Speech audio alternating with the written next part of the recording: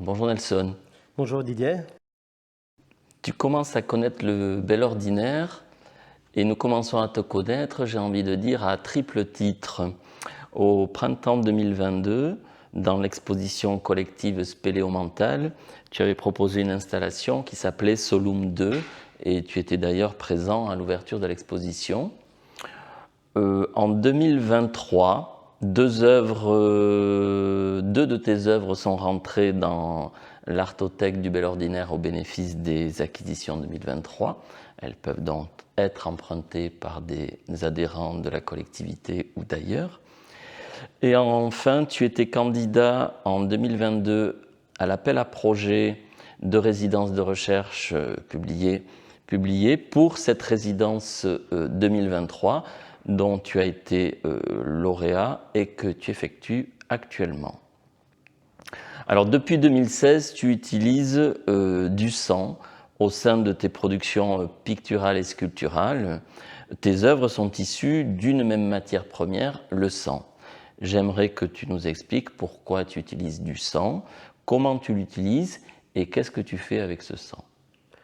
Alors le sang, pourquoi? En fait, pour une multitude de raisons. En fait, ça arrivait progressivement. Au début, je travaillais sur le corps et du coup, le sang était présent, souvent représenté, pas directement présenté.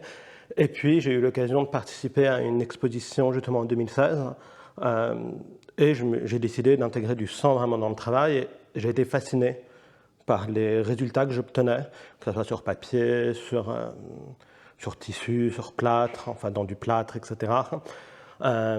Et j'avais déjà une bonne connaissance en fait théorique du sang, puisque lors de ma formation, j'avais eu des modules notamment en anthropologie, et j'avais travaillé déjà en fait l'aspect théorique en fait sur le sang. De plus, après avec mon histoire personnelle, mes grands-parents étaient éleveurs, donc j'avais cette familiarité avec le liquide, et je me suis aperçu finalement que les gens avaient souvent un peu peur du sang. Il y avait ce côté tabou. Moi, je ne comprenais pas forcément, puisque du coup, le sang faisait partie de la vie pour moi. Et du coup, c'est cet aspect paradoxal, le sang entre puissance maléfique presque et bénéfique, entre le positif et le négatif, qui m'a plu. Et du coup, j'ai commencé vraiment à travailler le sang dans toutes les directions, savoir ce que je pouvais faire avec.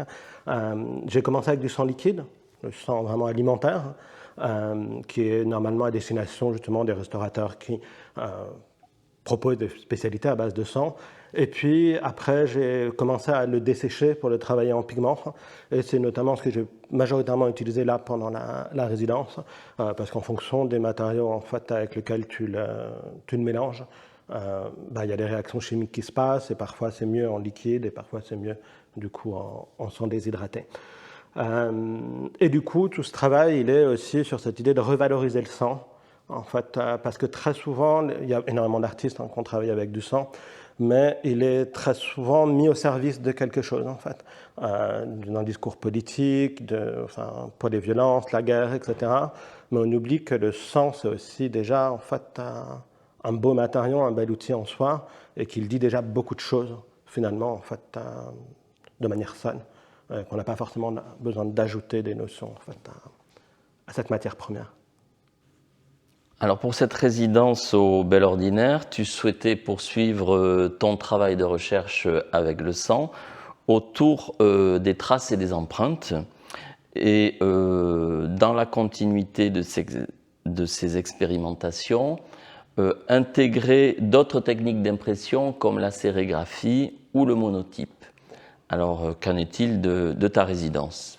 Alors la résidence a été un peu un nouveau moment aussi pour moi, parce que j'avais déjà travaillé sur papier, mais pas forcément à partir de ces techniques-là, donc c'est assez nouveau. J'ai continué les impressions à la presse que j'avais commencé il y a quelques mois.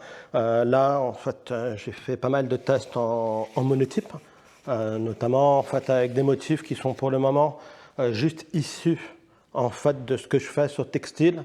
Je ne sais pas si ça va rester des choses comme ça, mais comme j'ai une phase d'observation, il faut que je vois si les résultats vont durer dans le temps.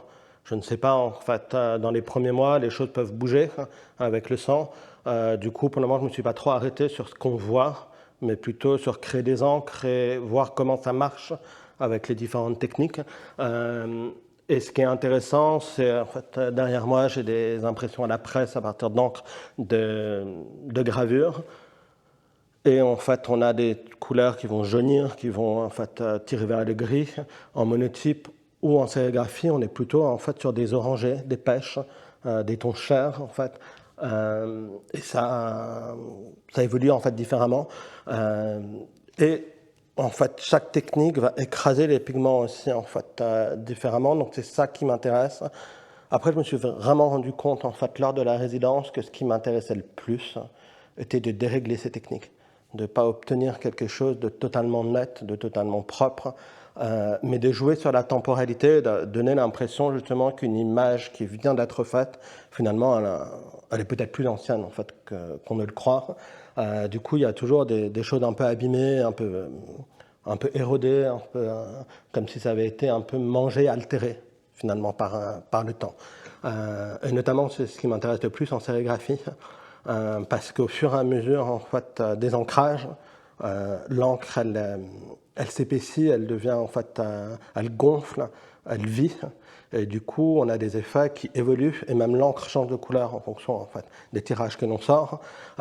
Et du coup j'ai envie de prendre ces principes-là et d'en faire une force et presque la ligne directrice d'une série, de montrer justement comment la répétition du geste va pas entraîner quelque chose d'uniforme et la répétition à l'identique, mais au contraire, que chaque répétition va donner quelque chose en fait de totalement unique et que chaque élément va devoir être pris dans la série et pas de manière individuelle.